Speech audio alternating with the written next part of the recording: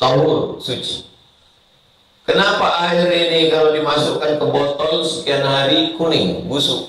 Tapi kenapa ada air yang diletakkan di dalam botol, diletakkan di depan ruko, kena matahari berbulan-bulan, bertahun kok tak busuk? Berarti airnya ada sesuatu. Airnya sudah dicampur pakai bahan kimia. Maka saya tanya dokter, apa yang paling bagus diminum zaman sekarang nih Pak Dokter? Air sumur yang dimasak Pak Ustaz.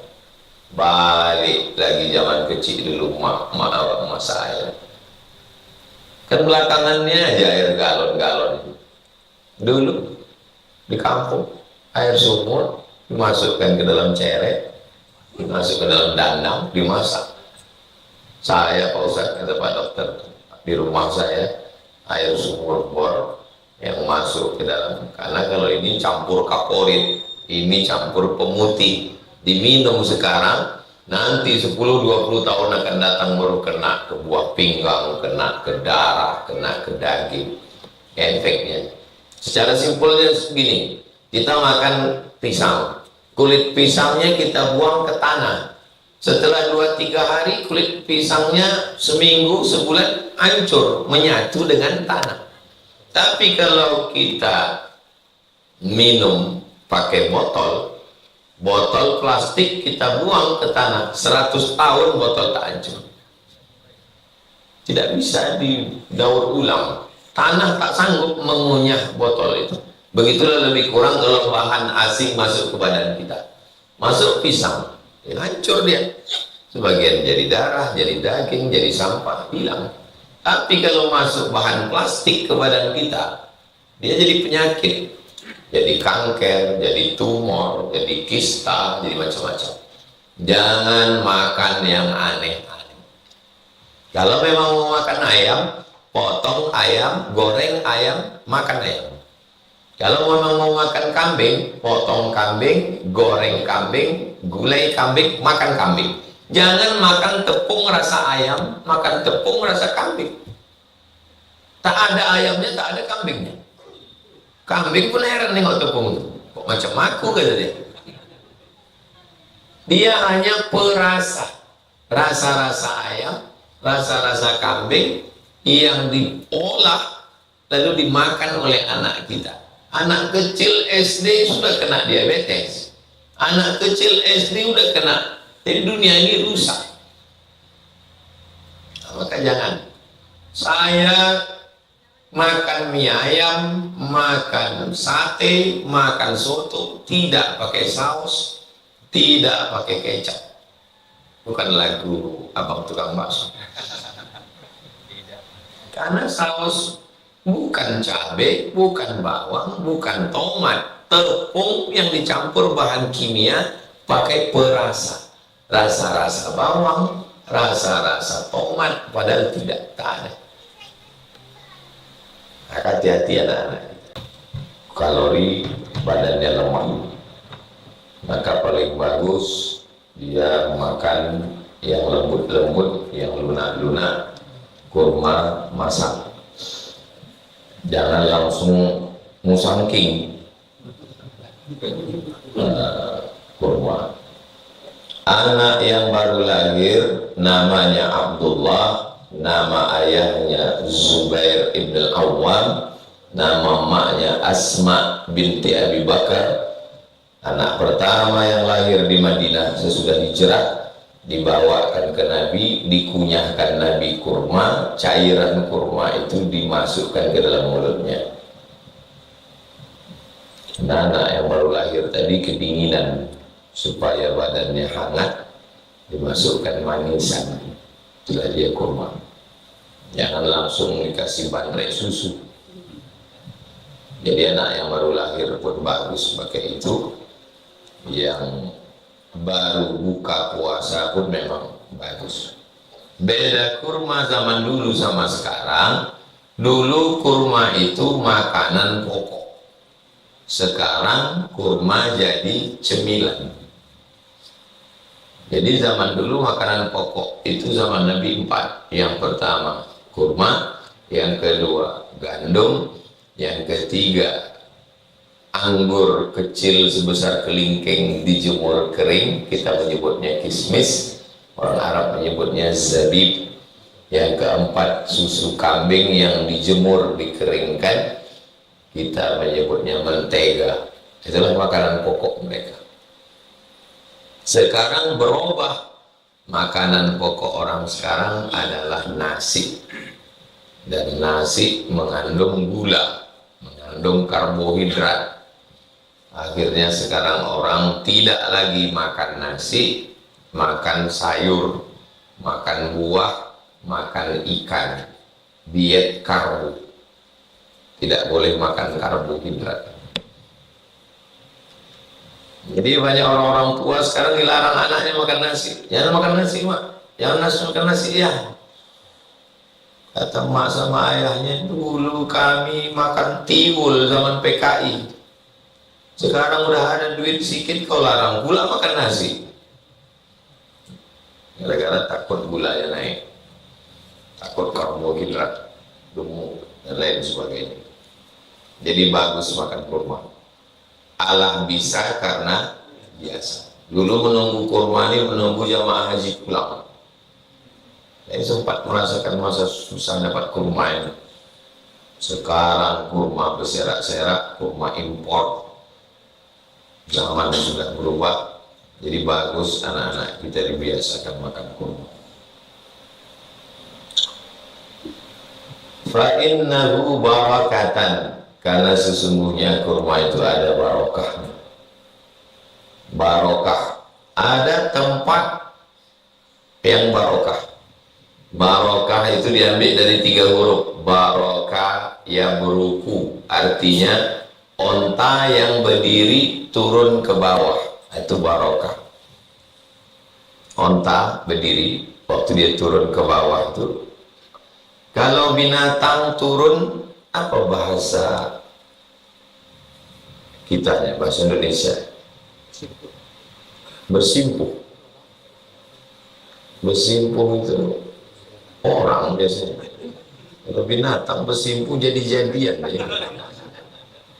Saya belum dapat lagi bahasa padanannya. Kalau bahasa Arab ada, la yaburuku ahadukum kama yaburukul ibilu. Janganlah kamu turun macam turunnya onta. Hadis tentang larangan sujud tangan duluan. Karena onta itu waktu turun dia duluan. Mana udah ada onta bertangan? Duluan kaki depan. Jadi kita waktu mau sujud itu lutut dulu. Habis lutut baru tangan.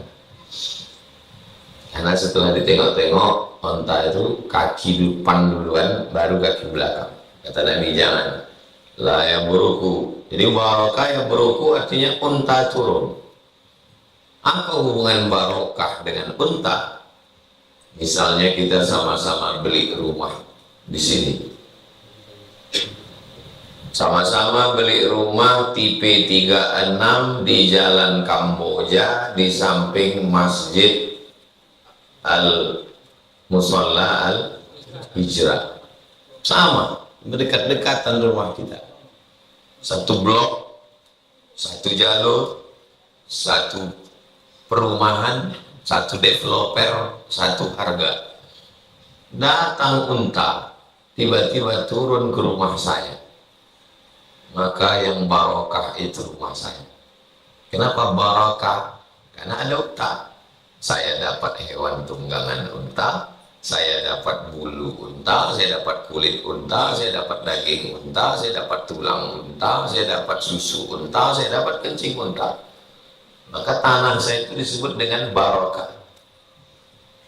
Kalau bahasa Arab, bahasa yang selalu dipakai ziyadatul khair, ada kelebihan. Kalau bahasa orang Melayu, betuah. Betuah itu padanan yang mendekati barakah.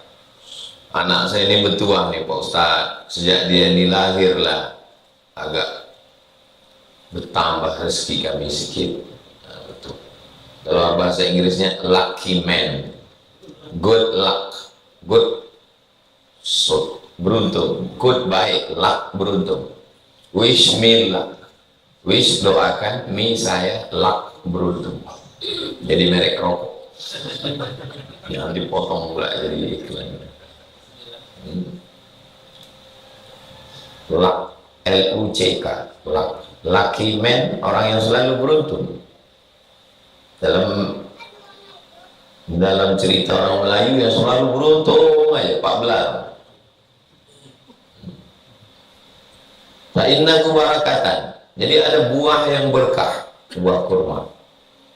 Belum ada lagi berita si Anu makan kurma naik kolesterol, enggak. Si Anu makan kurma naik darah tinggi, enggak. Tapi kalau si Anu makan kurma kemarin habis itu kunang-kunang mati, ada. Kalau kurma ada. Tapi katanya kurma itu bisa juga naikkan darah tinggi, Pak Ustaz. Belum ada kan kita dengar berita. Rupanya kurma mejol dari Amerika, 1 onnya 100.000, sekilo 1.000.000, diletakkan di ruang tamu. Agak banyak tamu itu sedikit ngambil, itu mau naik darah tinggi. Baru aja gue tengok punya itu makanya jarang diletakkan orang kurma mejol, jadi diletakkan orang kurma sekali, kurma biasa. Hafal kita segini itu yang kita tengok kan. Di kurma. Fa illam yajid tamran, kalau dia tidak dapat kurma, tak ada kurma, falma, maka berbukalah dengan air.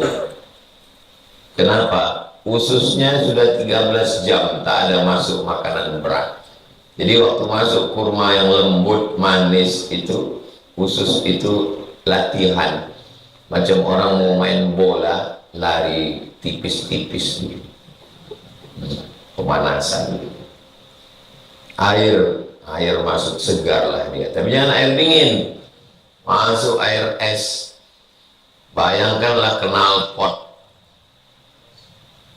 biker subuhan, baru panas-panas, siramkan air dingin ke knalpot, letup dia. Usus yang tidak masuk makanan dari pagi, siang, sore, tiba-tiba dimasukkan langsung es cincau, santannya di situ, gulanya di situ. Kalau masuk air putih, air swam, bahasa Inggrisnya warm water, global warming, pemanasan global. Warm water, bahasa Melayunya suam-suam kuku, air suam-suam kuku. Itu bagus, minum air hangat. Saya jumpa orang tua umur 80-an, 90, apalah minuman Bapak? Air hangat kuku, Pak Ustaz. Saya kalau hari Jumat, Sabtu, Ahad, Senin minum air hangat. Tapi kalau hari Selasa, Rabu, Kamis minum dingin, karena tak ada jadwal ceramah. Kalau ceramah saya minum air dingin, hilang suara saya, tak kuat. Tapi ada ustadz yang minum air dingin, di atas meja itu air es. Almarhum Ustadz Ferry Idham, kalau dia ceramah mesti ada Allahumma warahmatullahi, kakak kelas saya mesti. Falma'u air fa'innahu tahurun, karena air itu suci. Rupanya makanan yang lain tak suci. Durian suci, rambutan suci. Kenapa tahur di situ? Suci dari unsur-unsur penyebab penyakit. Gula, diabetes, kolesterol. Kolesterol ada dalam 3: daging merah, seafood, dan jeroan. Usus, bagian-bagian dalam. Ini yang paling bagus. Saya kalau jumpa orang tua, pertama saya tanya, apa makanan berapa? 70, 80, 90. Jumpa orang 85. Kata dia, saya Pak Ustadz, sayur bening-bening, sayur katu, pucuk ubi, bayam, bening tak pakai minyak, bawang, cabai, tomat, bawang putih, jahe, kasih air, masukkan. Dan ikannya tidak digoreng, dibakar. Masuk, saya suka. Jadi goreng minyaknya udah dipakai pula 2-3 kali minyak jelantah. Kemudian santan. Saya dulu kuliah di UKM, Universiti Kebangsaan Malaysia. Pagi-pagi masuk dosen, profesor. Tak ada angin, tak ada hujan. Seandainya saya jadi menteri besar, seandainya saya jadi Perdana Menteri, kata dia, maka yang pertama saya lakukan adalah memotong semua batang kelapa. Kami pun terkejut, rupanya dia baru balik dari rumah sakit. Kata dokter, kolesterol tinggi, sebab apa? Santan. Air putih, tahur. Kenapa suci? Tak ada mengandung unsur penyakit.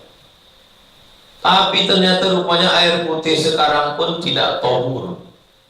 Kita letakkan air di gelas, biarkan agak beberapa hari, itu bibir gelas itu kelilingnya kuning. Dan sebagian sumur, khususnya di tempat kita di Rimau Panjang ini, kalau diletakkan beberapa hari berminyak naik ke atas, karena di bawah ini rupanya endapan kayu hutan-hutan yang mengendap beberapa ribu tahun yang lalu itu menggumpal di bawah menjadi apa namanya, gambut. Gambut itu tidak bisa dibuat. Di gurun pasir tak ada gambut karena tak ada hutan. Sedangkan kita ini dulu hutan. Kok tahu Ustaz hutan? Ya namanya Rimau Panjang, hutan. Jadi kayu itu tumbang membusuk. Nah, itulah dia menjadi gambut. Hutan gambut terbesar di dunia ada di Riau, biosfer 700.000 hektar. Datang orang barat, PBB, naik pesawat, naik helikopter, ditengoknya hutan gambut, difotonya 700.000 hektar, tidak boleh dibangun apa-apa karena ini hutan gambut, katanya. Dia tak tahu di dalam itu ada manusia. Nama daerahnya Bagan Benio. Sebelumnya orang pindah, orang udah beranak cucu, beranak pinak di situ, mana bisa nyuruh orang pindah? Mereka bertahan di situ. Tapi tak ada bangunan, tak boleh ada sekolah. Masuk Yayasan Tabung Wakaf Umat, sudah 3 tahun berdiri, anak sudah hafal Al-Quran. Kok bisa kalian buat bangunan? Buat bangunan kayu. Kata dia tak boleh beton, kayu banyak, buat kayu. Mas bisanya. Yang penting mau. Tahur suci. Kenapa air ini kalau dimasukkan ke botol sekian hari kuning, busuk? Tapi kenapa ada air yang diletakkan di dalam botol, diletakkan di depan ruko, kena matahari berbulan-bulan, bertahun kok tak busuk? Berarti airnya ada sesuatu. Airnya sudah dicampur pakai bahan kimia. Maka saya tanya dokter, apa yang paling bagus diminum zaman sekarang nih Pak Dokter? Air sumur yang dimasak Pak Ustaz. Balik lagi zaman kecil dulu mak saya. Kan belakangannya aja air galon-galon. Dulu di kampung air sumur dimasukkan ke dalam ceret, dimasuk ke dalam dandang, dimasak.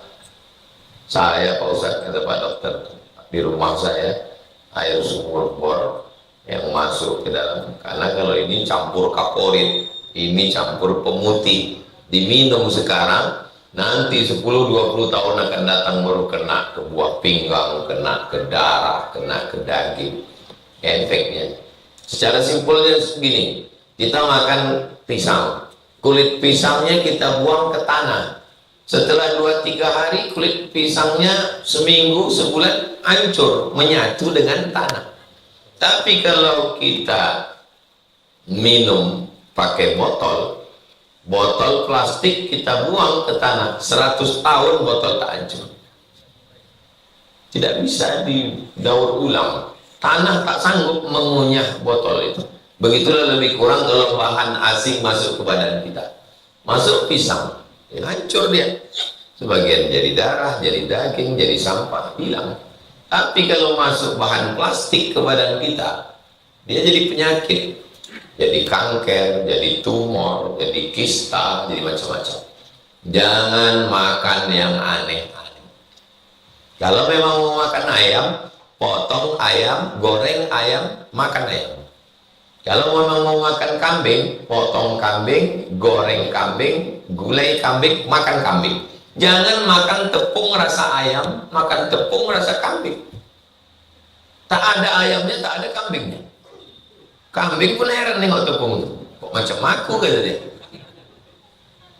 Dia hanya perasa. Rasa-rasa ayam, rasa-rasa kambing yang diolah lalu dimakan oleh anak kita. Anak kecil SD sudah kena diabetes. Anak kecil SD sudah kena. Jadi dunia ini rusak. Nah, maka jangan. Saya makan mie ayam, makan sate, makan soto, tidak pakai saus, tidak pakai kecap. Bukan lagu abang tukang bakso. Karena saus bukan cabai, bukan bawang, bukan tomat, tepung yang dicampur bahan kimia pakai perasa, rasa-rasa bawang, rasa-rasa tomat, padahal tidak, tak ada. Hati-hati anak-anak. Paling bagus adalah air putih. Fa'innahu tahurun. Kalau mau makan, makan. Saya tidak makan olahan. Saya kalau makan ayam, kalau daging, makan daging. Wa qala, Nabi SAW bersabda, as-sadaqatu 'alal miskin. Sedekah untuk orang miskin nilainya cuma satu. Sadaqatun, cuma dapat sedekah. Sedekah diambil dari kata sadaqah. Sadaqallahul azim. Sedekah artinya berarti sedekah benar. Benar. Kaulah bulan, kaulah bintang, siang dan malam terbayang-bayang, makan tak lelap, tidur tak kenyang. Itu cakap itu benar atau tak benar? Mesti ada sedekah. Benar tak cakap itu? Mana buktinya? Buktinya sedekah. Pakai alif. Sedekah. Apa dia? Mahar. Datang laki-laki, kupinang kau adinda. Buah hati melayang jiwa, siang dan malam terbayang-bayang, makan tak kenyang, tidur tak lelap. Betul tak cakap laki-laki? Kalau memang betul, berarti dia datang bawa sedekah. Sedekah yang mahal. Kalau cuma datang bawa mawar, belum sedekah. Bawa mahal. Sedekah, bukti. Kalau memang betul bukti percaya sama Allah, mana buktinya? Sedekah. Bayar sedekah. Itulah bukti. As-sadaqatu 'alal miskin. Sedekah kepada orang miskin nilainya cuma satu. Sedekah. Wa 'ala dzir rahimi. Tapi kalau bersedekah kepada zi punya rahim, yang punya hubungan rahim, yang punya hubungan rahim. Saya dengan adik saya punya hubungan rahim, karena saya dari rahim emak saya, dia pun dari rahim, satu rahim. Lalu saya punya anak namanya Mizyan Hazik Abdillah. Adik saya ini punya anak namanya Maulana Habibi Abdillah, sama-sama Abdillah ujung namanya. Mereka ini pun juga zirahim, karena nenek mereka satu, mak mereka lain, ayah mereka lain, nenek mereka satu. Nah, ini orang yang punya hubungan rahim ini disebut dengan zirahim. Maka istilahnya disebut dengan silatu, yang ada hubungan rahim, silaturahim. Biasakan untuk menulis tarombok, silsilah nasab. Saya di rumah almarhumah mak saya buat sebesar pintu cetak. Syekh Abdurrahman atau mak saya punya anak pertama Siti Fatimah, adiknya Siti Rukiah. Dari jalur ini Siti Aminah, adiknya Syekh Muhammad Ali, adiknya Siti Hadiah. Dari jalur ini ada lagi anaknya Abdul Latif. Yang ini nanti punya anak lagi ke bawah, punya anak, yang ini punya cucu. Jadi ketika Idul Fitri, Idul Adha, acara kenduri, cucu-cucu dites, ditanya, apa hubungan kau sama dia? Apa ya? Kata dia.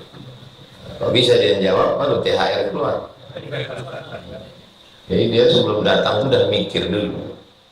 Sekarang banyak anak-anak nggak tahu, pasti tanya, itu siapa? Entah, sering datang ke rumah ayahnya, tak tahu dia urutan nasab jalur ini, tak tahu. Kalau saya dulu, memang almarhumah mak saya suka bercerita, kau sama ini nenek kalian dari beradik, kau sama ini atuk kalian dari beradik, kau sama ini dua sangkutan dari ayahnya begini, dari emaknya begini. Jadi memang ibu perlu bercerita, laki-laki tak bercerita.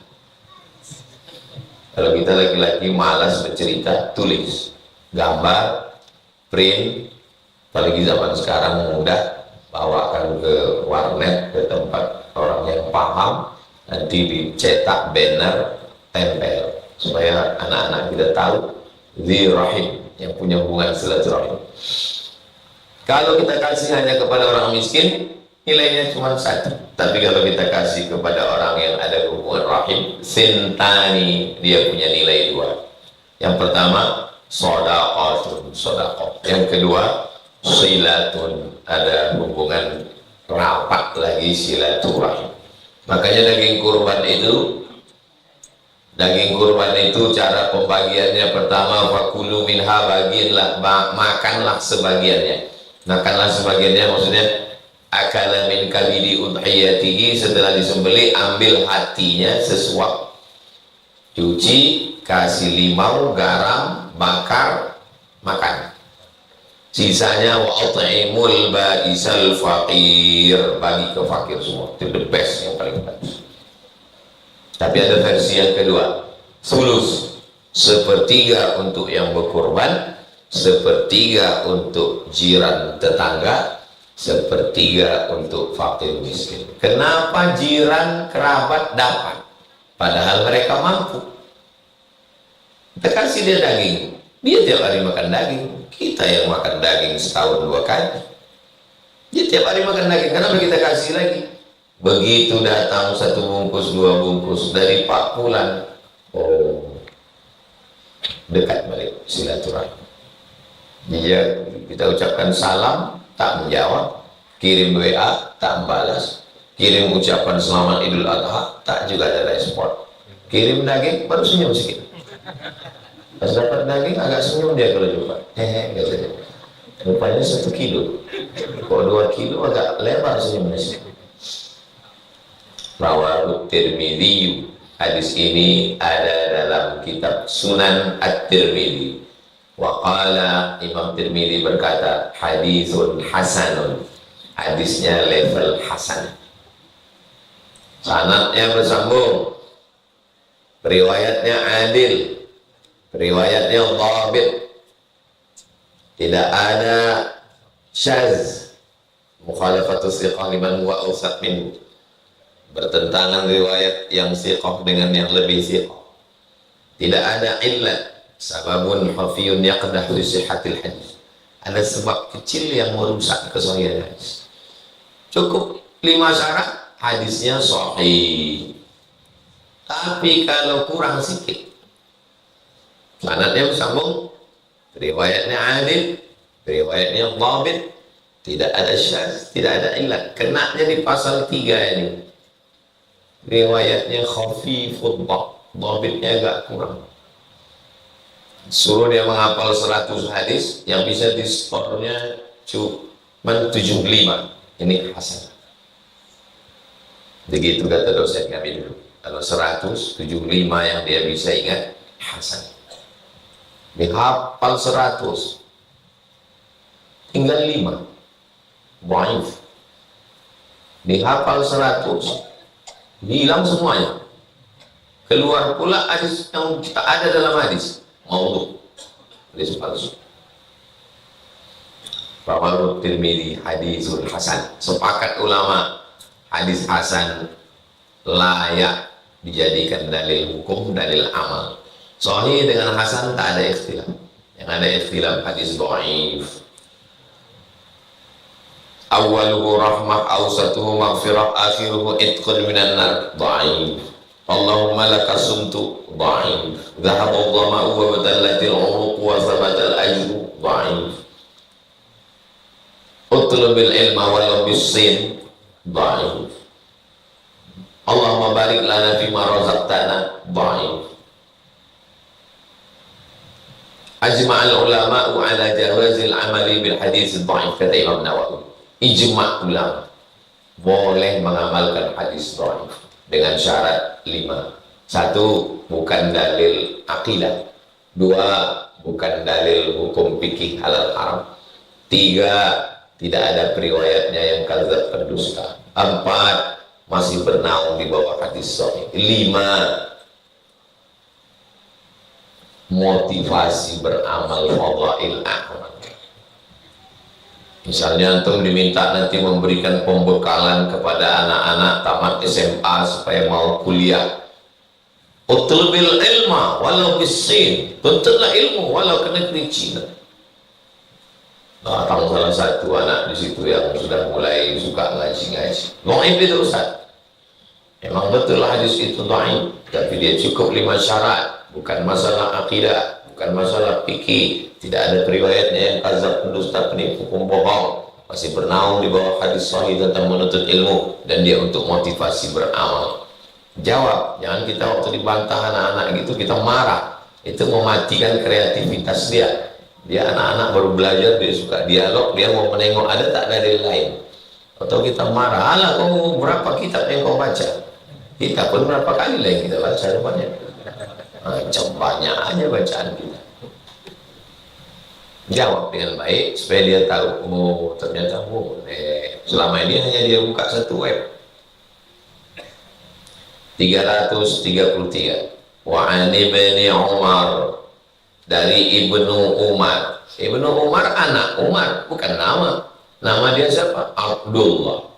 Wa an ibni Abbas, Ibnu Abbas, bukan nama, anak Abbas.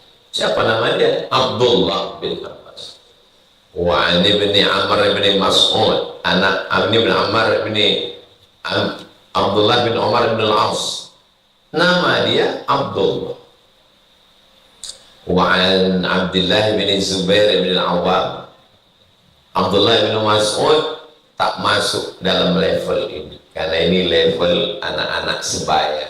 Abdullah bin Abbas, Abdullah bin Umar, Abdullah bin Amr bin As, Abdullah bin Zubair bin Al-Awwam. Ini seumuran, satu level. Makanya Abdullah bin Mas'ud tak masuk. Abdullah bin Mas'ud sebaya ayah mereka. Tapi karena kita hidupnya sekarang, bayangan kita sahabat Nabi ini seumuran semua. Tidak, tak seumur mereka ya. Waktu Nabi meninggal, umurnya 63 tahun. Jarak antara Nabi dengan Umar 2 tahun. Lebih tua Nabi. Berapakah umur Umar bin Khattab waktu Nabi Muhammad meninggal? 61 tahun. Jarak Nabi dengan Sayyidina Ali 30 tahun. Berapakah umur Ali waktu Nabi meninggal? 33. Jadi jangan bayangkan Ali dengan Abu Bakar sebaya. Abu Bakar 61, Ali 33. Abdullah bin Abbas waktu Nabi meninggal umurnya 15 tahun. Abu Bakar 61, Ali 33, Abdullah bin Abbas 15. Anas bin Malik 20 tahun.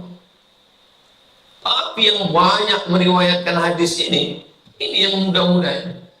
Abdullah bin Abbas, Anas bin Malik, Abdullah bin Umar, Abdullah bin Amr bin As. Abu Hurairah 30. Jadi yang banyak meriwayatkan hadis yang muda-muda itu. Jadi jangan bayangkan yang sahabat Nabi itu tua-tua semua, anak-anak. Wa Ali bin Umar, dari Abdullah bin Umar radhiyallahu anhu qala, dia berkata, kanat tahti imra'atan, saya punya istri, begitu cara menerjemahkannya. Tahti di bawah saya, imra'atan, saya punya istri. Wa kuntu uhibbuha, dan saya mencintainya. Wa kana Umar yakrahuha, tapi ayah saya nggak suka sama dia. Wa qala li, kata ayah saya, talliqha, ceraikan istrimu. Fa abaitu, saya tak mau mengikut ayah saya karena saya cinta. Fa'ata Umarun Nabiya, lalu ayah saya Umar datang menjumpai Nabi. Maka dzakara dzalik, dia menceritakan itu. Faqala Nabi, Nabi berkata, talliqha. Kata Nabi sallallahu alaihi wasallam, ceraikan dia. Jadi yang diikut itu cakap anaknya atau cakap bapaknya? Cakap bapaknya.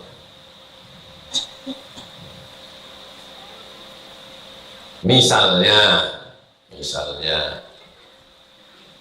ayah antum bilang sama antum, aku tak suka aku nengok bini kau itu, ceraikanlah bini kau itu. Terus antum ceraikan atau tidak? Berdasarkan hadis, antum ceraikan karena Umar menyuruh Abdullah bin Umar. Tengok dulu kronologisnya. Boleh kalau sebabnya sebab agama, kalau sebabnya sebab agama. Aku tak suka nengok bini kau itu, sebabnya apa dulu? Tanya dia, kenapa ayah tak suka? Karena kasar kali cakap dia, tersinggung perasaan. Tapi kalau sebabnya karena yang bukan agama, bukan melanggar aturan syariat Islam, aku tak suka sama bini kau itu. Kenapa? Karena dia orang Jawa, jatuh kali derajat kita. Setiap pertemuan orang tuh semua emas, kita tulang semua. Itu tak bisa. Makanya dalam kompilasi hukum Islam Indonesia, hakim baru bisa menjatuhkan kalau sebabnya adalah sebab agama. Begitu juga masalah perwalian. Ada anak gadis, dia mau nikah, bapaknya tak mau aku mewalikan kau, sampai mati kau tak akan nikah sama dia. Ini buntu, deadlock, nanti anaknya bisa lari. Maka kompilasi hukum Islam Indonesia, tengok bapaknya itu menolak karena sebab agama atau tidak.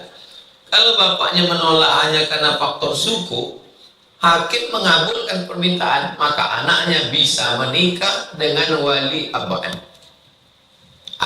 Ayah tak setuju, kakeknya, kalau kakeknya masih hidup, kakek tak ada, abang. Maka hakim mengeluarkan, dengan ini perwalian berpindah dari ayah ke abang, bisa.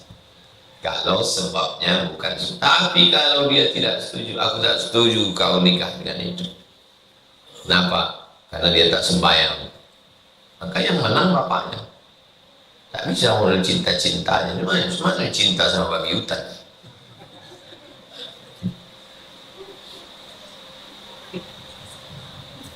Nah, dalam kasus ini Nabi SAW memerintahkan, kalau maka tidak bisa hadis itu dibaca bulat-bulat, tengok dulu. Kalau dia terkait dengan masalah melanggar syariat baru bisa. Tapi kalau tidak, maka tidak bisa. Di mana ada hadis ini? Rawahu Abu Dawud, ada dalam Sunan Abi Dawud. Wa Tirmidzi, ada dalam Sunan Tirmidzi. Wa qala haditsun hasanun sahih. Problem ini istilah. Ini istilah ini yang mempopulerkannya Imam Tirmidzi. Imam-imam yang lain tak ada. Kalau hasan ya hasan, kalau sahih ya sahih. Kok bisa pula digabungkan ini hadis hasan sahih? Maka kata ulama, sebetulnya antara hasan dan sahih itu ada huruf wa. Hasanun wa sahih. Hadis ini ternyata punya dua sanad. Satu sanadnya hasan, satu sanadnya sahih. Yang satu riwayatnya tamamul bab, ingatannya full kuat 100%. yang satu lagi 75%.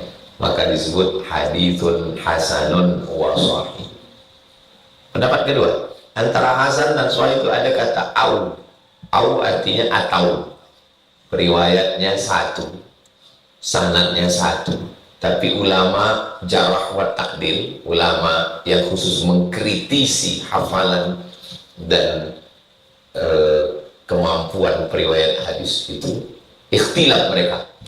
Kelompok ini mengatakan dia ini orangnya tamamul dhab, hafalannya kuat. Yang kelompok ini mengatakan dia ini orangnya khafiful dhab, kurang ingatan.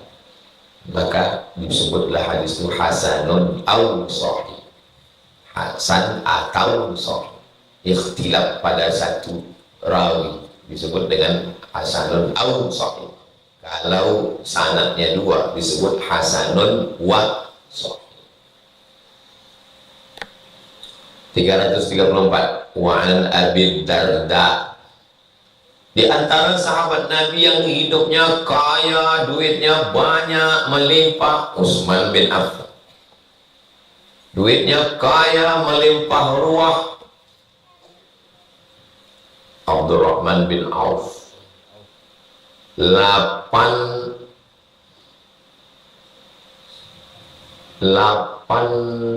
miliar dolar, di 8 miliar Saudi, 4 miliar Saudi. Yang terakhir ada orang Saudi ngitung 8 miliar Saudi kali 8.000 kali 4.000 rupiah juga 8 miliar kali 4.000 rupiah berapa? 32 triliun.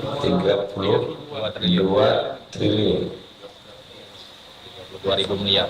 Itu Abdurrahman bin Auf. Tapi ada sahabat Nabi yang tak ada apa-apanya. Abu Darda ini orang. Jadi jangan bayangkan sahabat Nabi itu susah semua atau kaya semua. Ada Sa'ad bin Rabi' yang dipersaudarakan Nabi. Sa'ad, kau dari Madinah. Abdurrahman, kau dari Makkah. Disaudarakan. Yang ini kaya, yang ini kaya, disaudarakan. Memang enaknya bersaudara ini sama-sama kaya. Makanya ada pepatah, sayang ayah, sayang emak sepanjang jalan, sayang ayah di simpang jalan, sayang saudara ada berada. Ada berada itu maksudnya ada dia, ada kita, baru enak bersaudara. Kita naik kap 70, dia naik Harley, udah tak enak bersaudara. Ustaz kok tahu? Waktu saya di Batam itu, saya kan naik kap 70. Tengok kanan, Harley, yang kiri agak lain rasanya. Saya gas aja. Dari masjid itu sampai ke tepi pantai, kami pun makan, tak ada ganti gigi selama di jalan. Kemarin jumpa Bang Doli, orang Harley yang di Batam, jumpa di Medan semalam. Alhamdulillah Pak Ustaz, kenapa? Gym kap 70 ini tak hidup sama sekali. Masa Bang? Iya. Tapi jadi jual lah, husnul khotimah dia. Perjalanan terakhirnya sejak itu. Artinya kalau kita udah tua nggak usah dipaksakan. Akhirnya jim, tak hidup mesin panas itu jadi kenang-kenangan. Rasa nggak enak pula, saya rasa bersalah saya. Judulnya Kap 70 terjebak di dalam hari ini. Anna rajulan atab, ada seorang laki-laki datang kepadanya dan berkata, innali imra'atan, saya punya bini, wa inna ummi ta'muruni bi talaqiha, mak saya menyuruhkan saya menceraikan dia. Faqala, aku berkata, sami'tu Rasulullah SAW, aku dengar Nabi bersabda, al-walidu, orang tua, mak atau ayah, awsatu abwabil jannah, pintu surga yang paling tengah. Fa in syi'ta, kalau kau mau masuk surga, fa'adhi' dzalikal bab, sia-siakan pintu itu, awihfazhu, atau jaga. Antum menyia-nyiakan pintu itu atau menjaga pintu itu? Menjaga. Apa pelajaran dari sini? Abu Darda tidak menjawab menurut saya, tapi dia menjawab menurut Nabi. Maka kalau saya ditanya, belum pernah saya jawab menurut saya, menurut Al-Quran, menurut hadis, tapi seringnya menurut mazhab. Karena menurut Quran, menurut hadis belum tentu benar. Loh, kok Quran hadis belum tentu benar? Belum tentu benar paham saya terhadap ayat itu. Ayatnya betul, hadisnya betul, tapi paham saya belum tentu betul. Boleh jadi hadisnya sahih, tapi hadisnya sudah mansukh. Bisa jadi hadisnya sahih, rupanya hadisnya adalah hadis khas yang mengkhususkan hadis yang umum. Bisa jadi hadisnya sahih, tapi hadisnya marjuh. Jadi kalau ada orang mengatakan mari ke Quran dan Sunnah, kalimatnya betul, tapi maknanya batil. Batil, betul batil. Maka yang paling selamat adalah mengikut ulama. Al-ulama warasatul anbiya. Maka saya kalau ditanya, Ustaz, ini hari Jumat, kebetulan Idul Adha. Kami pagi itu sudah sholat Idul Adha. Apakah masih wajib sholat Jumat? Bunyi hadisnya, faman syaa falyujammi. Siapa yang mau menggabungkan, maksudnya udah sholat Idul Adha cukup, tak perlu lagi sholat Jumat. Hadisnya sahih, tapi kalau diambil hadis itu bulat-bulat bisa salah. Kenapa hadis itu tak bisa diambil bulat-bulat? Karena zaman dulu masjid jami yang ada sholat Jumatnya cuman Masjid Nabawi. Sedangkan orang dari Bawadi, dari kampung, dari lembah, naik unta, naik keledai, sholat Idul Adha pagi berkumpul. Habis itu sholat Jumat, nunggu dia satu hari. Maka kata Nabi, kalau kalian sudah kumpul sholat Idul Adha pagi, nanti Jumatnya ganti zuhur saja. Konteks di waktu itu betul. Kita sekarang di Jalan Rimba Panjang ini aja ada berapa Jumat? 2, sebelah kiri, sebelah kanan. Lalu kemudian dipakai hadis itu. Pas hari Jumat ditanya, kau tak sholat Jumat? Faman syaa falyujammi. Dek malih orang. Khutbah ada, zikir ada, sholat ada, silaturahim ada, masjid dekat. Bukan naik unta, naik kuda, jalan kaki, panas terik. Kalau menurut mazhab, Ustaz, mazhab paling tua Hanafi, mazhab nomor 2 Maliki, mazhab 3 Syafi'i, mazhab nomor 4 Hambali. Sepakat 3 mazhab. Mazhab Hanafi, mazhab Maliki, mazhab Syafi'i, setelah sholat Idul Adha pagi tetap wajib sholat Jumat. Yang mengatakan cukup pagi itu aja, nanti dia zuhur, sholat mazhab Hambali. Maka yang heboh di internet mengatakan cukup sholat Idul Adha saja, itu mazhab Hambali. Tapi dia kalah dengan jumhur. Jumhur mayoritas tetap sholat Jumat. Jadi yang malas-malas tak usah kalian hafal hadis.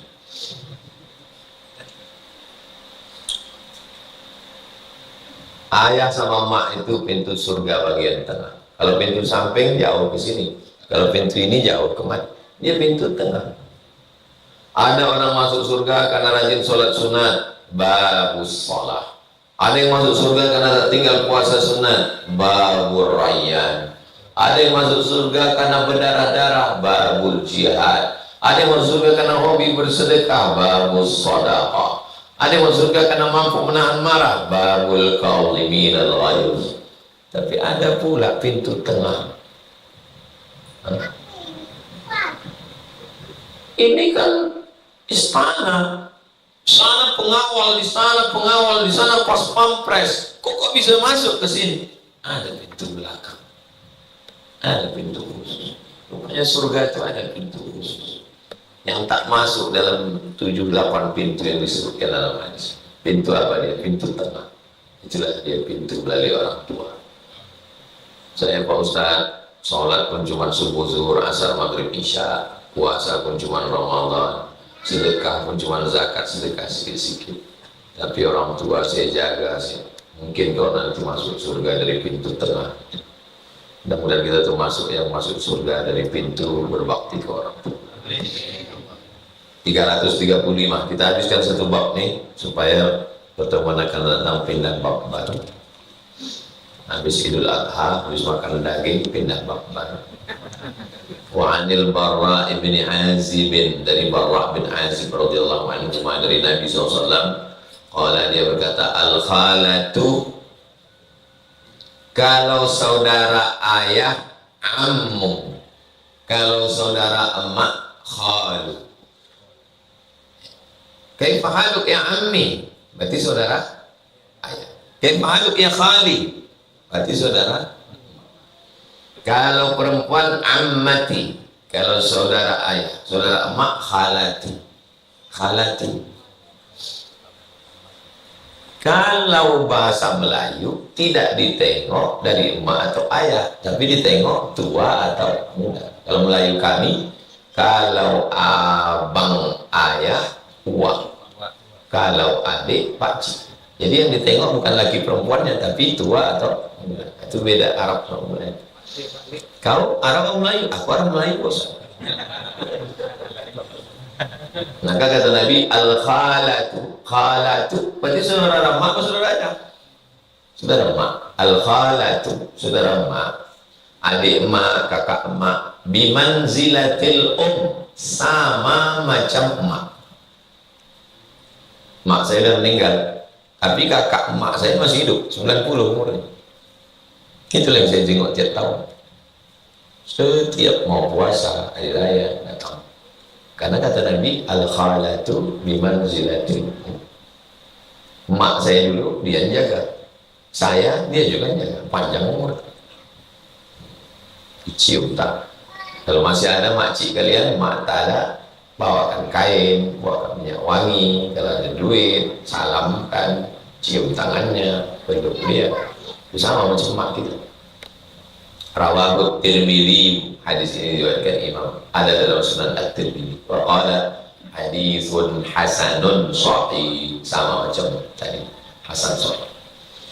Wa fil babi, dalam bab ini, ahaditsu katsiratun, banyak hadis-hadis tentang silaturahim. Fi sahih, hadis-hadis sahih semua, masyhur, populer. Minha, di antaranya hadis ashabil ghar, tentang hadis orang yang masuk ke dalam gua, tiba-tiba guanya tertutup, lalu kemudian salah satunya berdoa, aku pernah punya pembantuku tak mengambil gajinya ku belikan ke kambingnya beranak pinak, dia datang lagi, ku kasihkan semuanya. Ya Allah, berkat sedekahku ini bukakan pintu gua, terbuka. Yang satu lagi, aku punya emak, punya ayah. Setiap aku pulang bawa susu kambing, anakku menangis, biniku kelaparan, tak ku kasih. Ku tunggu emak ayahku bangun. Setelah bangun baru ku kasih. Kalau memang baktiku ini baik, bukakan pintu gua ini. Terbuka. Itu hadis tawassul. Boleh berdoa kepada Allah, bertawassul, menyebut amal soleh. Allahumma inni atawassalu ilaika bi a'malina sholih. Kami bertawassul kepadamu dengan amal soleh.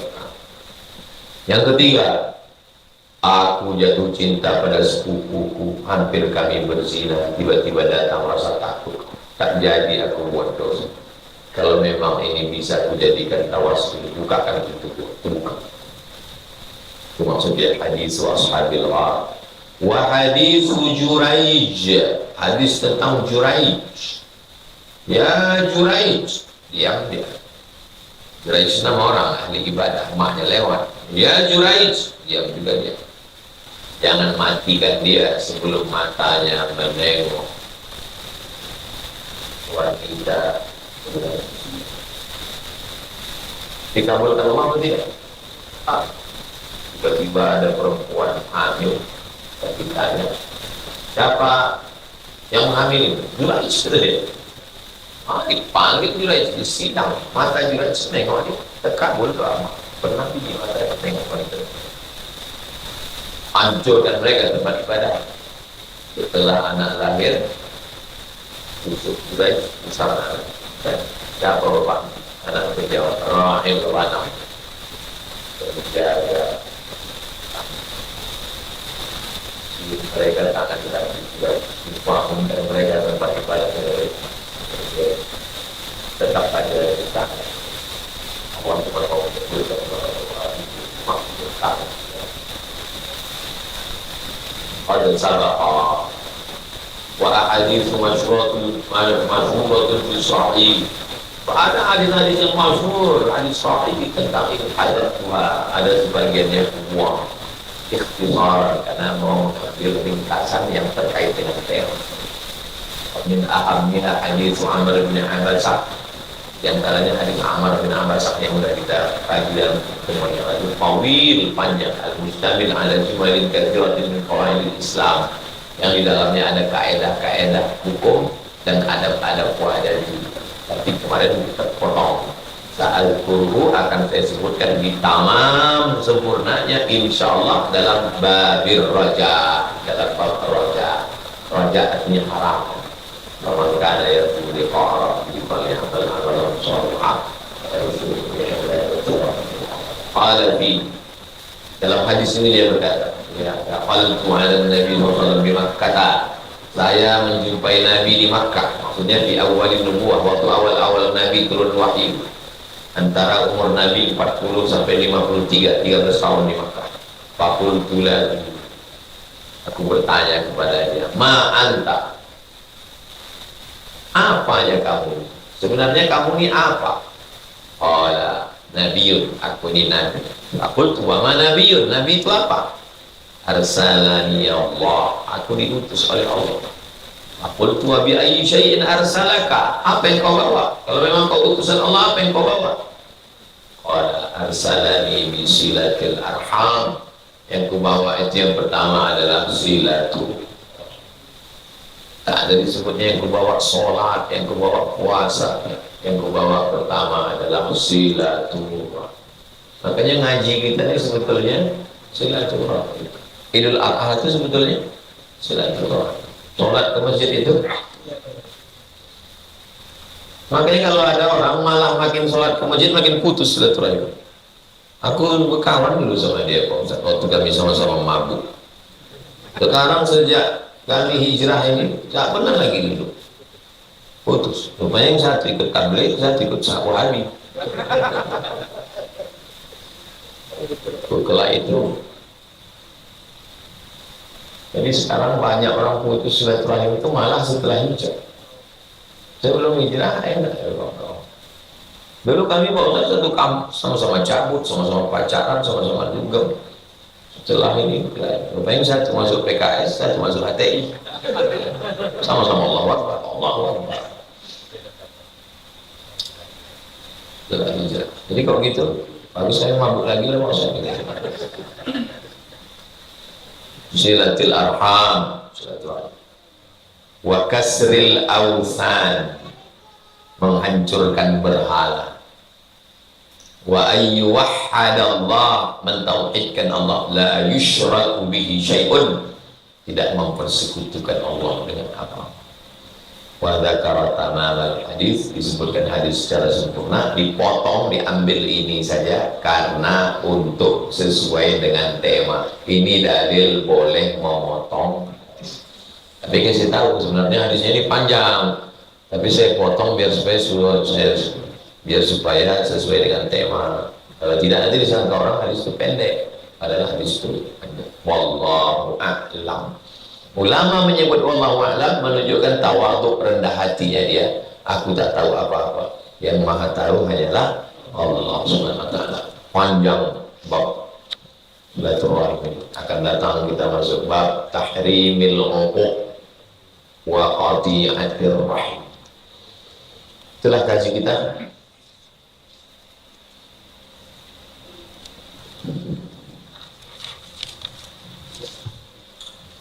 Kenapa hari ini disebut hari Tarwiyah?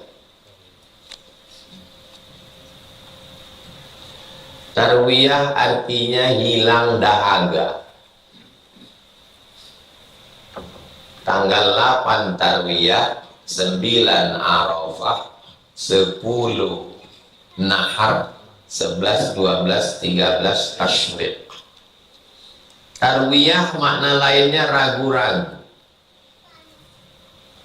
Nabi Ibrahim alaihissalam bermimpi melihat menyembelih anaknya. Iya atau tidak? Ini mimpi betul atau tidak?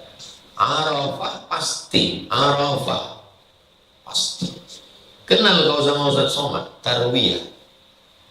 Entah iya, entah tidak. Macam-macam dia tadi gue tengok. Kalau udah pasti, Arafah. Hari Arafah besok. Esok sore pada asar kita munajat Arafah di Masjid Raya An-Nur, buka bersama sekali zikir doa pada asar, ngaji sampai buka bersama. Tarwiyah Arafah baru pasti. 10 Nahar. Nahar menyembelih. Fasholli li rabbika wanhar. Nahar. 11, 12, 13 Tasyrik. Matahari terik artinya tasyrik. Karena daging itu dipotong-potong, dijemur di matahari terik. Kenapa? Karena mereka tak punya kulkas. Orang kita tak ada juga kulkas, pandai dia menyalai. Bahkan satu tempat tuh menyalai aja, di penyalai. Sungai Kampak, Pulau Medol, arah ke di Balai Karimun, 5 jam ke sana sampai ke penyalai. Menyalai aja orang. Dia orang Arab tasyrik. Tarwiyah, Arafah, Nahar, Tasyrik, 6 hari. Haji itu cuma 6 hari ini. Kalau nafar awal bisa. Nafar awal pulang tanggal 12, tinggal 5 hari. Tidak ikut ke Mina, langsung ke Arafah, tinggal 4 hari. Arafah, Muzdalifah, Mina. Pejabat-pejabat orang-orang kaya itu sebentar aja nih haji. Yang lama itu di neraka.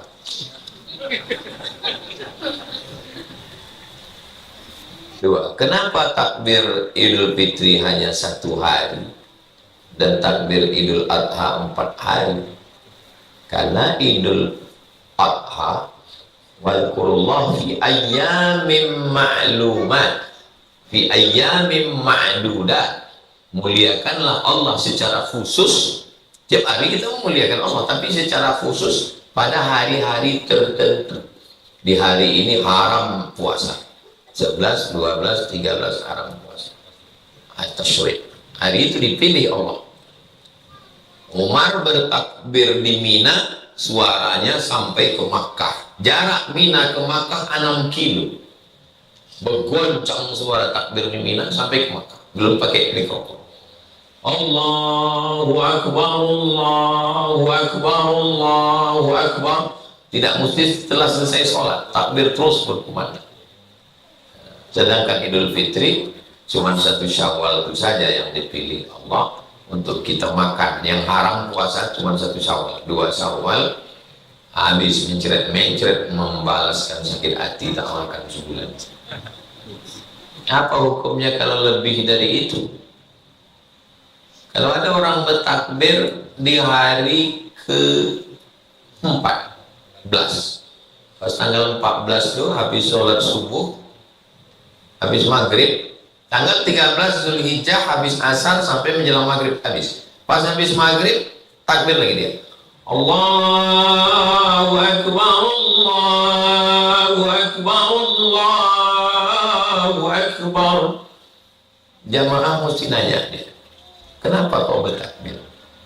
Apakah ini masih terkait dengan takbir tasyrik atau takbir apa ini? Enggak, aku mau memuliakan Allah aja katanya.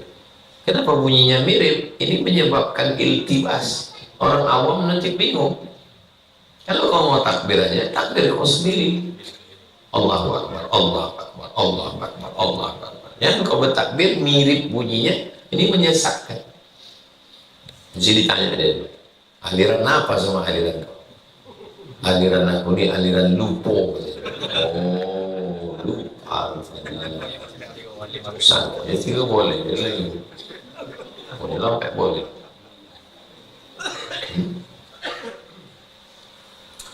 Apa kaitan puasa tarwiyah dan puasa Arafah? Yukaffiru sanatal madiyata wal baqiyata. Sahih Muslim. Menghapuskan, menutupi, mengampuni dosa setahun yang lalu dan setahun yang akan datang. Al-Sa'air, dosa-dosa kecil.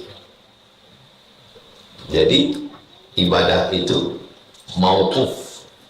Ibadah itu adalah tawakuf. Tawakuf itu artinya berhenti. Berhenti akal. Tidak lagi pakai akal. Mengikut kepada perbuatan Nabi SAW. Man ahdatsa, siapa yang membuat-buat ma laisa alaihi amruna, yang tidak aku tunjukkan, fahuwa raddun, maka amal itu mardud. Ini minaz zuhri, sama dengan 2 rakaat pada sholat zuhur. Zuhur itu berapa rakaat? 4. Jumat itu berapa rakaat? 2. Yang 2 rakaat lagi mana? Khutbah. Waktu sholat boleh tak bahasa Indonesia? Sholat batal kalau bahasa Indonesia. Sholat, kalau sholat tidak boleh bahasa Indonesia, maka khutbah pun tak boleh bahasa Indonesia, batal. Itu maka masjid-masjid di Rimbo Panjang ini semua khutbahnya pakai bahasa Arab. Mereka berpegang kepada mazhab Syafi'i yang kental, karena di khutbah kedua tidak pernah saya campur pakai bahasa Indonesia. Khutbah kedua semua rukun itu pakai bahasa Arab. Alhamdulillah wassalatu wassalamu ala rasulillah. Ya ayyuhalladzina amanu taqullah usikum wa nafsi bitaqwallah. Allahumma ighfir lil muslimina wal muslimat. Duduk itu. Seagak-agak Fatihah qul huwallah. Habis itu berdiri lagi. Alhamdulillah. Allahumma shalli ala sayyidina Muhammad wa ala ali sayyidina Muhammad. Ya ayyuhalladzina amanu taqullah usikum wa nafsi bitaqwallah. Allahumma ighfir lil muslimina wal muslimat. Dah, selesai. Selesai sholat, kok pendek kali kan? Kau sependek itu pun tak bisa kau. Komen pula khutbahnya. Ukur aku ada tadi, kalau tidak tak sholat Jumat kalian sini. Kalau tahu kalian lagi touring baik terus. Naik kalian kan. Itulah kesempatan kalian untuk buat update status kapan lagi. Apakah khotib mengangkat tangan ketika berdoa? Kenapa? Saya ulang sekali lagi. Ketiga, dia hanya mau beramal dengan hadis khusus. Apakah dia konsisten dengan kaidah itu? Malam nuzul Quran, khatam Quran di Masjidil Haram, pakai doa khatam Quran dalam sholat tarawih. Dilakukan sampai hari ini di Masjidil Haram. Mana dalil khusus? Ada. Kalau gitu mereka juga beramal dengan dalil. Subuh Jumat baca Alif Lam Mim Tanzil. Wa hum la yastakbirun. Allahu Akbar. Waktu tegak, Allahu Akbar. Tunjukkan saya hadis khusus bahwa turun dan naik sujud tilawah itu pakai takbir. Tanya. Syekh bin Baz waktu ditanya, Syekh, turun sama naik pakai takbir enggak? Pakai, kata Syekh bin Baz. Syekh Abdul Aziz Ibnu Baz, waktu turun sujud tilawah pakai takbir atau tidak? Pakai, kata dia. Mana dalilnya? Karena Nabi setiap bergerak takbir. Pakai dalil khusus apa umum? Umum. Kenapa kita pakai umum dia tak mau terima? Kenapa dalil umum dia boleh? Itu namanya codik suam. Wa'ang nggak boleh codik, boleh. Intinya tidak juga konsisten dengan kaidah. Itulah yang membuat susah berdebat, karena dia tidak konsisten dengan kaidah.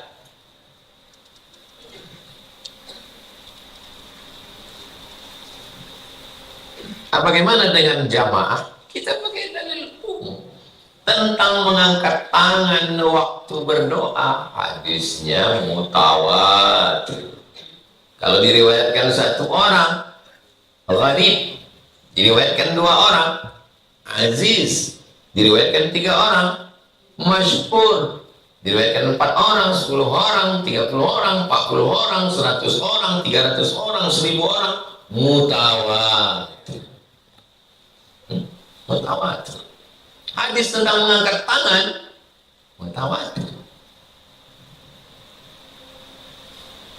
Rajulun ash'as akbar, seorang laki-laki rambutnya kusut, berdebu, yamuddu yadaihi ila sama, diangkatkannya tangannya ke langit. Berarti begini, doanya tak dikabulkan. Kenapa? Mat'amu haram, makanannya haram. Satu, ada menyebut tangan. Innallaha hayyun karimun, Allah maha hidup, maha mulia. Yastahi, Allah itu malu. Kapan Allah malu? Ketika seorang hamba mengangkat yarfa'u yadaihi, ya lam yaruddahuma sifran. Ada orang yang mengangkat tangannya lalu tangan itu pulang dalam keadaan sifran, kosong. Allah malu membiarkan tangan itu kosong. Berapa udah? 2. Apalagi? Sahabat mengatakan kami menengok Nabi mengangkat tangan sampai kelihatan bayadha ibtaihi, nampak putih ketiaknya. Itu Nabi mengangkat. Udah berapa? 3.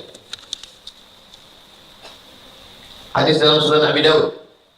Nabi SAW ketika dia berdoa, sebelum dia menurunkan tangannya, yamsah bihima wajha. Subhanallah rabbil alamin. Mutawatir. Kalau lafaznya sama, ada hadis, lafaznya sama semua, namanya mutawatir lafzi. Kalau lafaznya beda, tapi substansinya sama, namanya mutawatir makna. Tentang mengangkat tangan itu lafzi atau makna? Maknawi. Lafaznya beda-beda, tapi substansinya sama, bahwa mengangkat. Itu yang dijadikan dalil oleh Ahlussunnah wal Jamaah tentang mengangkat tangan ketika berkhutbah, ketika mendengar khutbah, ketika ustadz berdoa.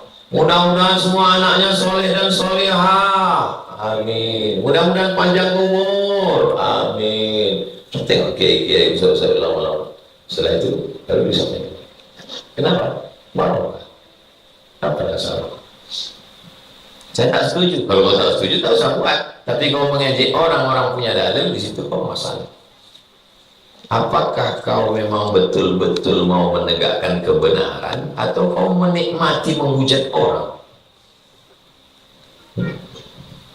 Menikmati gitu ya? Apakah kau memang betul mau menegakkan kebenaran, atau kau mau menghujat orang? Dari mana Ustaz tahu dia menikmati menghujat orang? Buktinya berteriak untuk pemimpin yang zalim, tak ada muncul kau bergerak. Trump datang ke Saudi mengambil duit ribuan triliun, diam yang muncul kau. Tapi pas giliran kawan kau ngangkat ribut kali mulut kau. Oh, cok ini sumbat kan yang listrik. Kau tahu.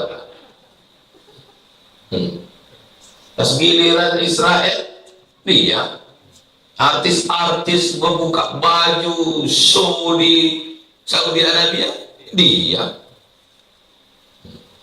ulama-ulama ditangkap tak keluar sampai sekarang. Syekh Safar Hawali, Syekh Ain Al-Qarni, dia. Tapi aku baru ngangkat sikit aja ribut. Apa musuh? Iya. Tadi aku tengok, tangan gua aja kurus, tangan gua aja kurus. Rupanya aku tak bertangan, rupanya untuk meninju mulut kau nih. Itu cocok sama dia. Bagaimana kisah Nabi Ibrahim dulu menyembelih anaknya? Bagaimana cara malaikat menggantinya? Ya bunayya, wahai anakku, inni ara fil manam, aku menengok dalam manam. Bagaimana cara Allah mengirimkan pesan kepada Nabi Ibrahim? Inni arafil manam. Manam mimpi. Inni adbahuka, aku menyembelih lehermu. Itu Nabi Ibrahim. Bagaimana dengan Nabi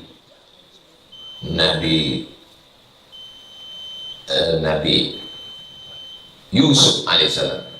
Inni ra'aitu ahada asyara kawkaban wasyamsa wal qamara ra'aituhum li sajidin.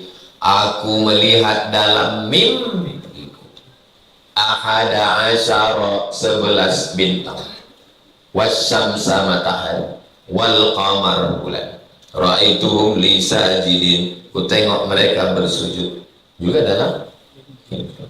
Bagaimana dengan Nabi Musa?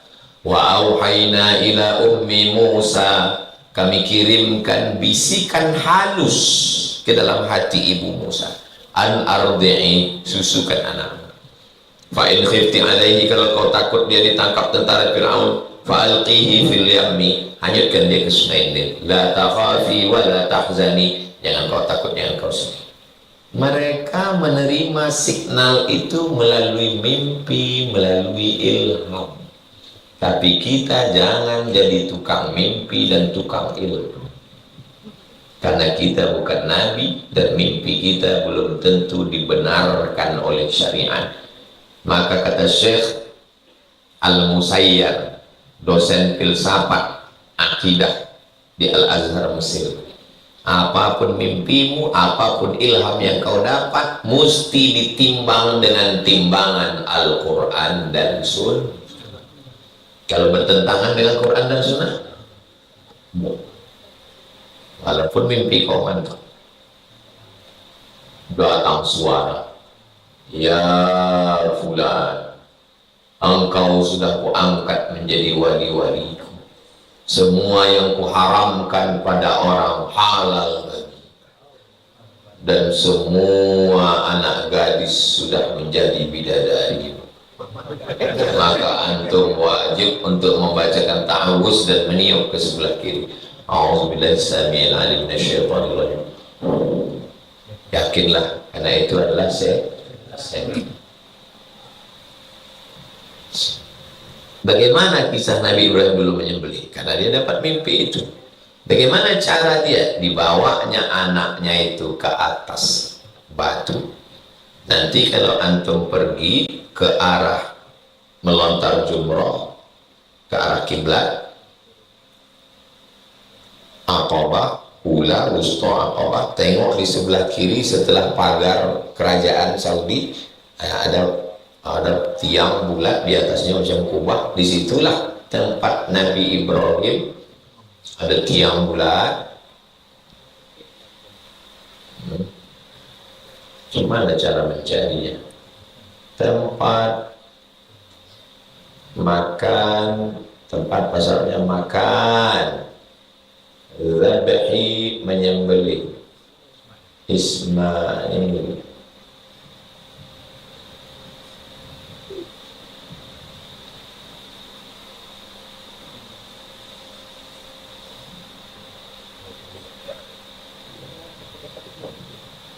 Mazbah, tempat menyembelih itu Mazbah Ismail fi Mina.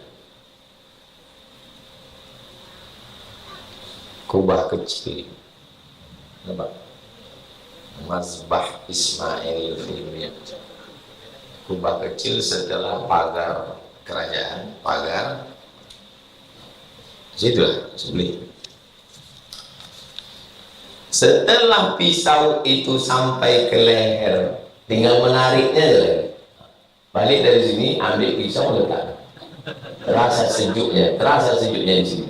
Jadi pisau itu kalau diletakkan sini sejuk besinya. Tinggal menarik. Fafadainahu bidzibhin azim. Kami tebus dia dengan sembelihan yang besar. Sembelihannya itu kabsh. Bahasa Arabnya kabsh. Domba. Kalau kambing yang bulunya tipis. Kalau domba bulunya tebal macam rambut Bob Marley. Kabsh, kambing pandor. Kami tebus dengan sembelihan yang besar. Datang malaikat membawa kambing, digantilah anaknya itu tidak jadi disembelih. Bagaimana caranya Pak Ustaz? Ya caranya gitu lah, datanglah malaikat turun bawa. Datang malaikat membawa kambing. Apa kambing itu dipegangnya Pak Ustaz? Apakah tangan kambing itu atau telinganya, apakah tanduk? Tidak disebutkan sedetail itu oleh riwayat. Tak disebutkannya apakah kambing itu di sebelah kanan malaikat atau di sebelah kiri, apakah kambing itu di depan dia, di belakang, dibawanya tanduknya begini, apa diletakkannya begini, tak ada. Karena tidak disebutkan secara detail, maka ulama berijtihad. Ijtihadnya itulah disebut dengan tafsir birra'i. Tentang ashabul kahfi, anjingnya warna apa, jenis apa, maka ahli-ahli tafsir itu kenapa tafsir itu sampai 1 meter 24 jilid? Kenapa? Karena mereka berusaha beristihad, mengumpulkan riwayat, mendapatkan ilham, berpikir. Karena orang bertanya begini kan karena dia ngaji. Dia mau bertanya itu dan alhamdulillah, berarti dia ngaji. Muncul pikirannya, macam mana bentuk kambingnya, apanya dibawa, apanya ditinting, apakah dalam bentuk box macam paket dia. Dan dia ngaji. Jadi kita yang tidak menjawab secara detail cukup katakan tidak disebutkan dalam hadis dan dalam ayat secara detail, karena kisah-kisah itu sebetulnya yang mau diambil adalah pelajarannya secara umum. Tentang sampan Nabi Nuh tak disebutkan, tapi tafsir mulai apakah kayunya jenis apa, lebarnya berapa, binatang yang ada apa saja, di mana mendaratnya. Itu muncul belakangan setelah orang ngaji. Kalau dulu kisahnya saja secara umum. Jangan durhaka, pekoang jadi malin kondang.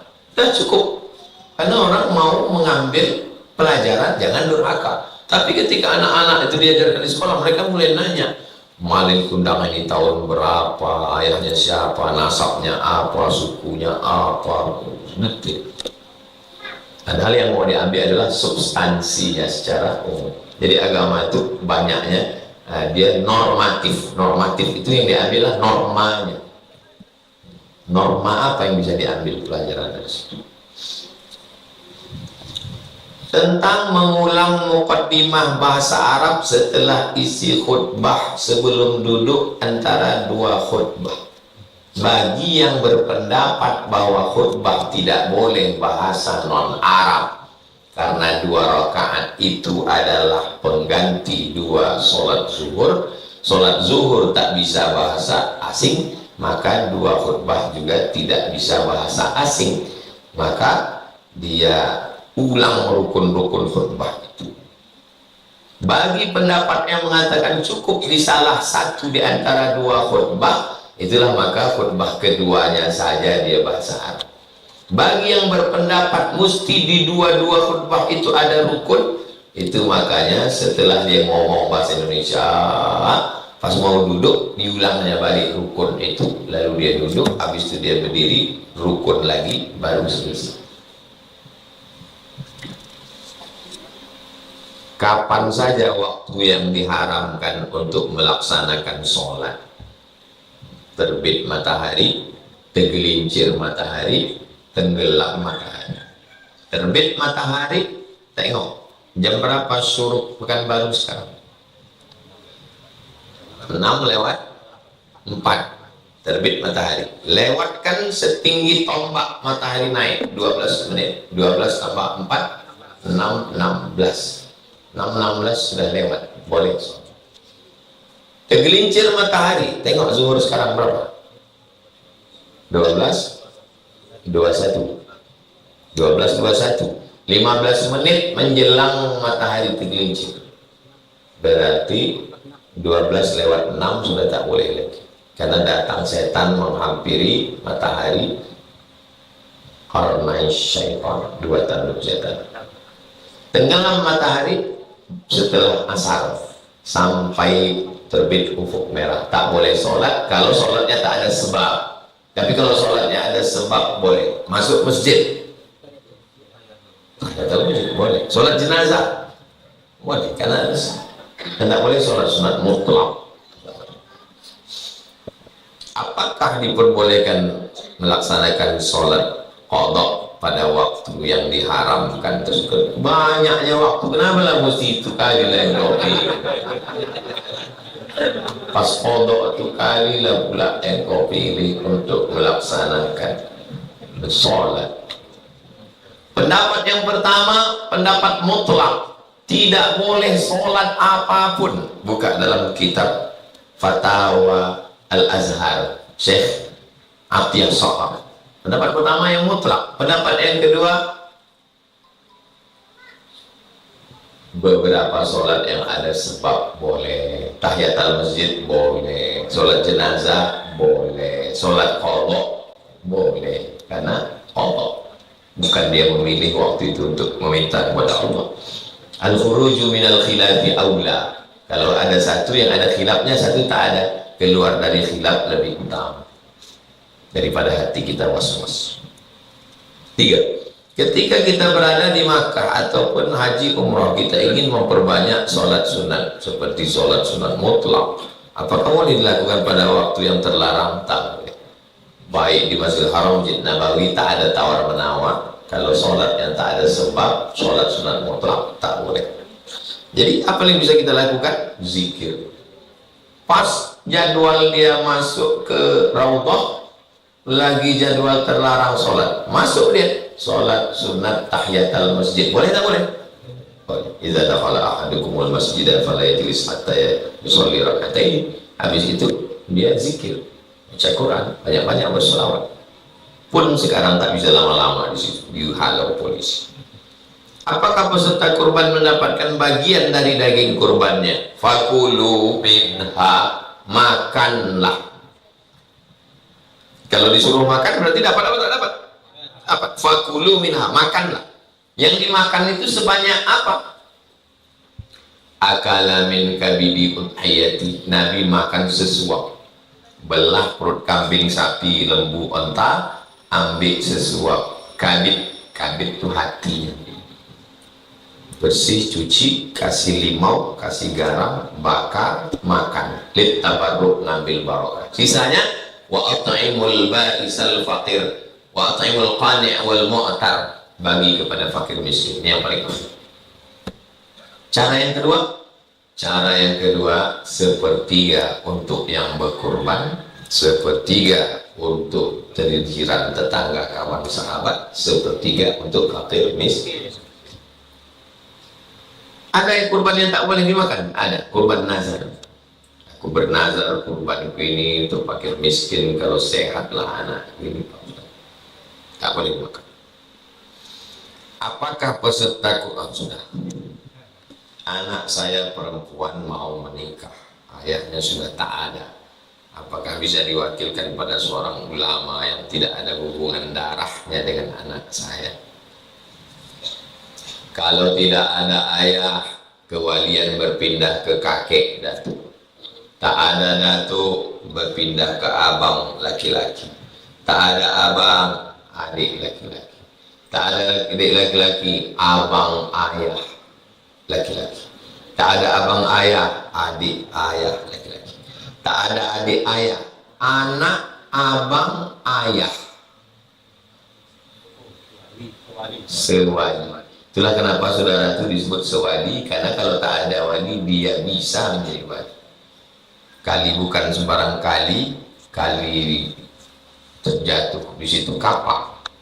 Jangan asal saudara sewali. Sewali itu bisa jadi bapak, bisa jadi bapak anak kita. Memang dia wali, tapi dia bisa jadi bapak anak kita, bisa jadi menikah.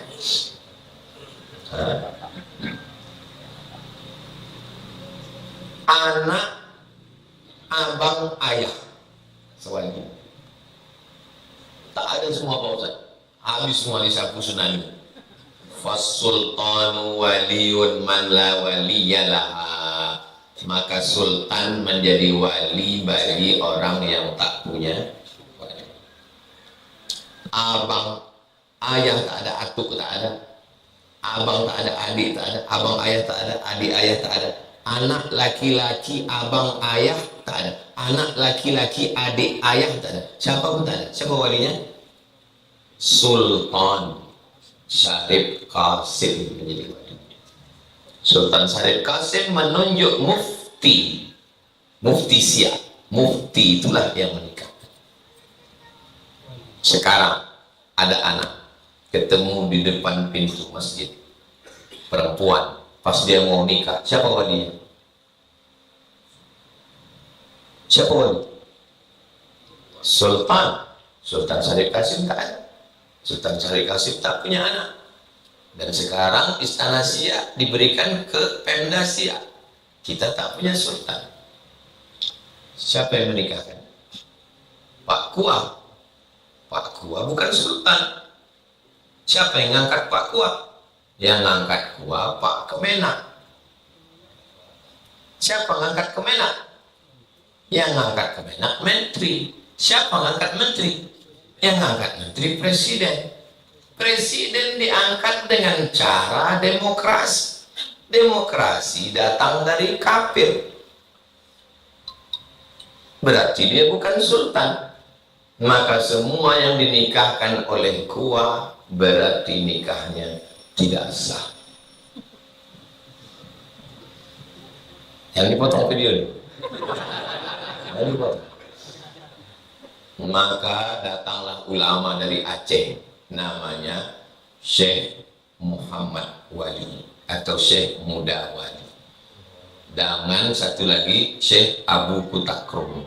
Syekh Muda Wali tarekat Naqsyabandiyah, Syekh Abu Kutakrum tarekat Syattariyah. Diundang Presiden Soekarno ke Bogor. Lalu kata Syekh Muda Wali, Presiden Soekarno adalah waliul amri ad-daruri bisyauqah. Presiden Soekarno adalah ulil amri yang punya kekuasaan darurat. Lalu kata Syekh Muda Wali bertanya, bukan begitu Abu Kutakrum? Kata Abu Kutakrum, betul Syekh Muda Wali. Lalu semua ulama sepakat bahwa Presiden Soekarno adalah ulil amri. Presiden Soekarno mengangkat Menteri Agama, Menteri Agama mengangkat Kanwil, Kanwil mengangkat Kan Kemenak Kotak, Kan Kemenak mengangkat KUA, KUA bisa menikahkan. Itu kenapa KUA tidak ada perempuan. Semua KUA laki-laki. Paham?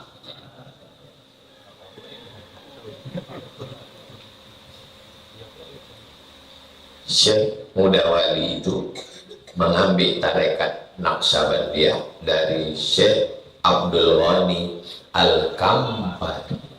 Orang mana? Batu Beswet.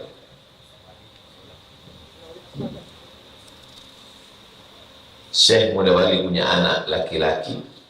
Orang pertama dapat gelar doktor usul fikih dari Al-Azhar. Namanya Syekh Muhibbuddin.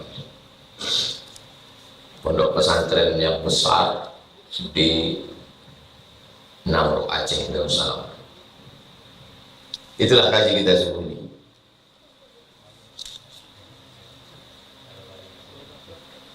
Mudah-mudahan Allah Ta'ala memberikan kita istiqomah iman dan Islam, kebaikan dunia akhirat. Al-Fatihah. Bismillahirrahmanirrahim. Alhamdulillahirabbil alamin.